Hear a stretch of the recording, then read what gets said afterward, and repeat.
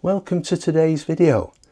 Today I will be showcasing and demonstrating the DJI Mini 4 Pro wide angle lens, currently available on Amazon for £29. So this is the box it comes in.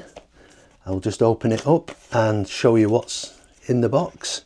Pull the little tab. There is a little information sheet in there and a robust little black box that the lens comes in. So open that up and there is the lens. I will show you how to change it if you're not aware. So grab hold of the gimbal, make sure the drone is off so you don't put strain on it. Just a simple twist like that, pull it off, and then for the new one, same again, just slightly off center, click it and twist it, and there you go. The extra weight will make it droop down a bit, but when it's powered on, it will be fine. If you like this video, why not subscribe, like, share, comment? Much appreciated. Thank you. I am now on location at Mill Farm Football Stadium, the home of AFC Fylde in Kirkham and Wesham in Lancashire, where I will be doing my demonstration. Currently, I'm at 7.5 meters high and 8.4 meters from the home point. And this is the wide angle lens on at the same height of 7.5 meters, but only 0.6 meters back rather than the 8.4 meters with the standard lens. And the normal lens again, as a reminder what the standard lens looks like. And back to the wide lens, as you can see the whole stadium.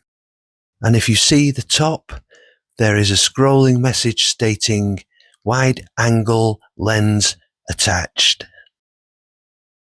And here is a video now on the normal lens, and I am 50 meters high, and just make sure we go to 30 meters deep from the subject, and the camera tilt is 27 degrees. So I'm going to try and replicate that with the wide angle lens. And there we are now at 50 meters high and 30 meters back from the home point to see the comparison of the wide angled and the normal lens. Just one other consideration when using the wide angled lens is that if you are flying a sub 250 drone, it may put your drone ever so slightly overweight.